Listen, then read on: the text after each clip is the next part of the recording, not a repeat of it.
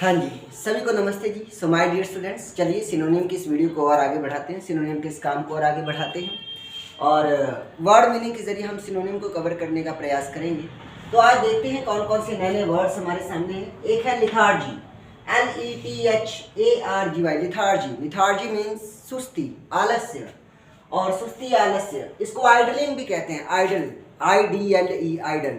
देखो दो तरह के आइडल हैं, एक है IDOL, उस आइडल का मतलब होता है मूर्ति, और एक होता है आइडल IDLE, उस आइडल का मतलब होता है सुस्त, बेकार पड़े रहना।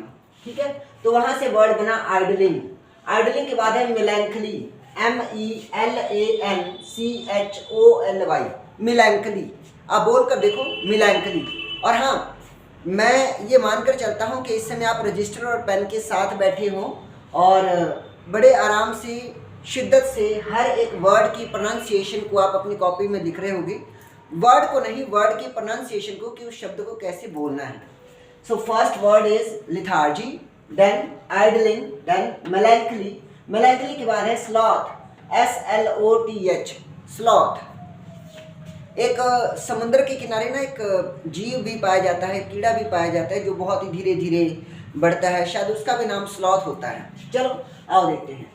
आइडल इंडोलेंस, क्या है? इंडोलेंस। इसे आप ऐसे याद करना, हिंदी में हम कहते हैं ना डोलना।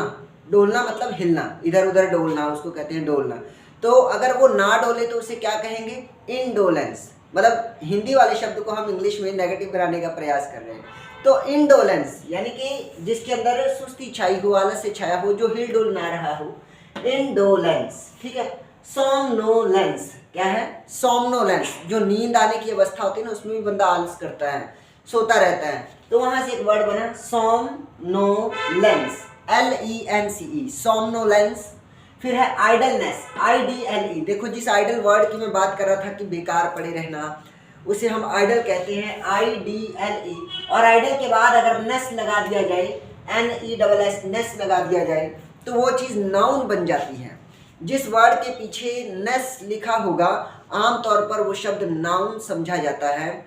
और आपको सिनोनियम की जो वीडियो मैंने देखने के लिए बात कही थी, मेरी सिनोनियम की वीडियोस में जो सबसे फर्स्ट वीडियो है, उसमें किस वर्ड के पीछे कौन सी चीज़ लगा देने से, कौन सा सफिक्स लगा देने से वो वर्ड नाउन बन जाएगा, ये सारी बात मैंने उसमें बताई हुई है। आगे देखते हैं। Laxity, LAXITY, laxity. लैक्सिटी मतलब ढील देना। लैक्सिटी का मतलब होता है ढील देना, किसी काम में छूट देना या ढील देना, मतलब उसमें ज़्यादा दमखम ना दिखाना। तो उसे कहते हैं स्लैकनेस। क्या कहते हैं? स्लैकनेस। स्लगिशनेस, स्लगिश का भी मतलब होता है बहुत धीमा, सुस्त से, आलसी से, है ना। तो स्लगिश, SLUGGISH, स्लगिशनेस, NESS, नेस, और नेस लगा है, इसका मतलब ये नाउन है, स्लगिशनेस। Indolence, LENCE, indolence. देखो ये वर्ड हमने पहले भी पढ़ा था, ये रहा इंडोलेंस। काफी सिमिलर वर्ड्स हैं। ठीक है। रिलैक्सेशन, आपने रिलैक्स तो सुने होगा, कहते हैं ना, फिल्मों में सुना होगा आपने, रिलैक्स, गेट रिलैक्स, रिलैक्स हो जाओ, मतलब आराम से रहो। तो रिलैक्स मतलब आराम फील करना। अब आराम आएगा तो देखो सुस्ती तो आएगी आएगी।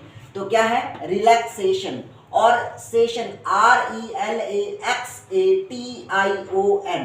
जहाँ TION आ जाए उसे हम शन प्रोनाउंशिएट करते हैं, और शन जहाँ पर लिखा हो TION, वो हमेशा नाउन होता है। ठीक है जी, आगे देखते हैं। एक्सटेन्युएशन, EXTE, एक्सटेन्युएशन, एक्सटेन्युएशन मतलब भी लैक्सिटी। डेबिलिटेशन, डेबिलिटेशन का भी मतलब होता है शिथिलता का आ जाना, मतलब किसी काम की गति को रोक देना, मतलब जो काम पहले बहुत तेज गति से हो रहा था उसे अब थोड़ा धीमा कर देना या स्लो डाउन कर देना, उसे कहते हैं धीमी गति से करना। तो वर्ड है एक्सटेन्युएशन या डेबिलिटेशन। ठीक है जी, नेक्स्ट देखते हैं। इम्पैसिविटी, PASSI, पैसिविटी, इम्पैसिविटी। इम्पैसिविटी मतलब आवेगहीनता। देखो आवेग का मतलब होता है मोशन या गति, मोशन या फिर गति मतलब हिलना डुलना। कोई चीज़ जब मूवमेंट करे तो उसे कहते हैं आवेग। और हीनता मतलब उसमें आवेग नहीं है। तो आवेगहीनता मतलब जिसके अंदर कोई आवेग ना हो, जिसके अंदर कोई गति ना हो, मोशन ना हो, बिल्कुल बेकार ऐसे ही पड़ा हुआ हो बस एक जगह, तो उसे कहते हैं आवेगहीनता। इसी को हम डिस्पैशन भी कहते हैं। DIS, dis, PASSION, passion. एक होता है पैशन। पैशन का मतलब होता है भावना, यानी कि जिस काम में हमारा मन लगे। मैंने एक सेंटेंस आपको बताया था कि टीचिंग इज़ माई पैशन। तो टीचिंग मतलब पढ़ाना मेरा पैशन है, पढ़ाना मेरा शौक़ है, मतलब मुझे अच्छा लगता है वो। तो जो काम करना हमें अच्छा लगता है हम उसमें ज़्यादा एनर्जेटिक हो जाते हैं। लेकिन आगे डिस भी तो लिखा है ना, डिस जहाँ पर लग जाए वहाँ पर वो बात उल्टी हो जाती है, नेगेटिव हो जाती है। तो मतलब जहाँ जिस काम में पैशन ना हो, यानी कि डिस पैशन।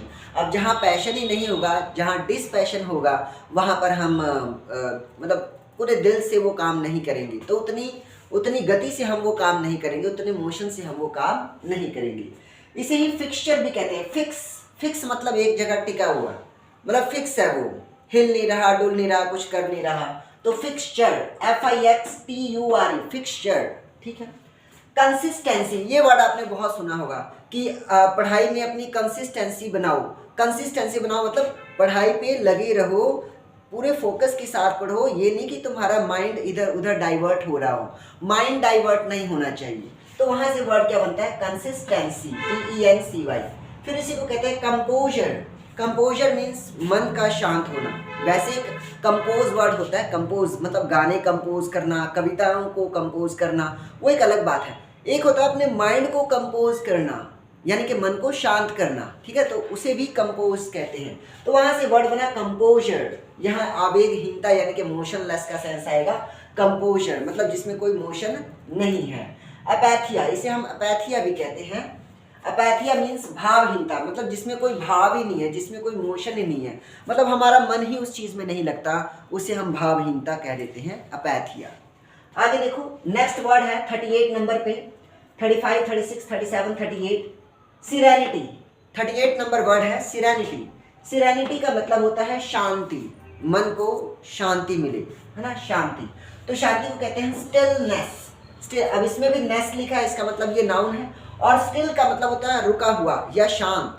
जब आप मैथ में चैप्टर पढ़ते हो ना, बोट एंड स्ट्रीम वाली जो चैप्टर आप पढ़ते हो, उसमें आप क्वेश्चंस में देखते होंगे, वहाँ क्वेश्चंस में गिवन होता है कि स्टिल वाटर की बात की जाती है, मतलब एक खड़े पानी में उस नाव की चाल कितनी होगी। What will be the speed of that boat in still water, है ना, इन स्टिल वाटर मतलब शांत पानी में, एक खड़े पानी में उस बोट की स्पीड कितनी होगी ये पता करो। तो स्टिल मतलब शांत, रुका हुआ, तो यहाँ भी है शांति। पीस तो कहते हैं, वॉर एंड पीस आपने शब्द सुने होगा। वॉर मतलब युद्ध, WAR, वॉर मतलब युद्ध, तो इसका अपोजिट क्या है? पीस मतलब शांति। फिर है कामनेस। काम कहते हैं ना, calm down, baby calm down, ऐसा कोई गाना भी है। तो काम डाउन मतलब शांत हो जाओ। तो यहाँ वो वर्ड बना है यहाँ से कामनेस मतलब शांति, पीस। इसी को हम स्टेबिलिटी भी कहते हैं, स्टेबल हो जाना। आपने सुना होगा, अब जो बंदा शांत होगा वो बहुत ही स्टेबल होगा। स्टेबल मतलब शांत, स्थिर होगा, हिलेगा डुलेगा नहीं, ज़्यादा मतलब मूवमेंट नहीं करेगा।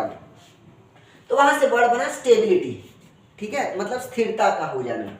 स्टैग्नेशन का मतलब होता है रुकावट होने के कारण किसी चीज़ का रुक जाना, अवरुद्ध हो जाना। तो अगर कोई चीज़ अवरुद्ध हो गई है, किसी चीज़ में फंस कर रुक गई है, तो वहाँ पर भी तो वो मोशन खत्म हो गया ना।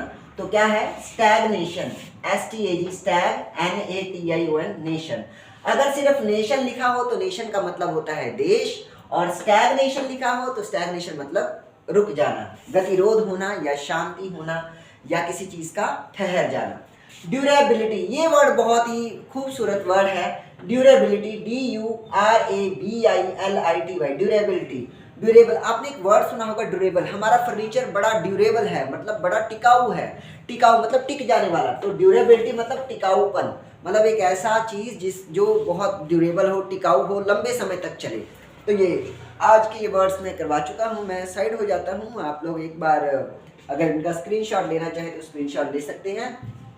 और मैं आशा करता हूँ, उम्मीद करता हूँ आप सभी से कि आप सभी अपने रजिस्टर में पहले ये मेन वर्ड्स लिख लेंगे, और मेन वर्ड्स लिखने के बाद वीडियो ऑफ करके इन सब की हिंदी मीनिंग जो भी मैंने बताए हैं, अगर मैंने यहाँ नहीं भी लिखा है लैक्सिटी का मतलब मैंने लिखा था सुस्तपना, ढीलापन, है ना, ढीला हो जाना, तो तो लैक्सिटी मतलब ढीलापन। तो ये सारा मीनिंग मैंने बताया हुआ है, लिखा भी हुआ है। ये सारा मीनिंग आपकी कॉपी में हो और आपने ये सारे वर्ड्स अच्छे से मैच करके, स्पेलिंग मैच करके लिखने हैं, प्रैक्टिस करना है, ताकि जो करेक्ट मिस स्पेल्ड वर्ड्स की जो प्रॉब्लम आती है आपके एग्जाम में वो यहाँ से कवर अप हो सके। ठीक है जी। यहाँ से आपके दो काम होंगे, एक तो आप वर्ड मीनिंग प्रिपेयर कर रहे हो, दूसरा सिनोनिम प्रिपेयर कर रहे हो, और तीसरा अपनी स्पेलिंग एरर भी उसको भी सुधारने का प्रयास कर रहे हो कि कहाँ पर कौन सा लेटर आएगा। मैं बीच बीच में स्पेलिंग भी बोल रहा था कि किस वर्ड की क्या स्पेलिंग है। फिर भी अगर किसी वर्ड की स्पेलिंग आपको समझ में ना आए तो आप कमेंट बॉक्स में कमेंट करके उसकी स्पेलिंग को मेंशन कर सकते हो। अगर कोई एरर होगा तो इससे नेक्स्ट आने वाली वीडियो में आपको उसका एरर बता दिया जाएगा।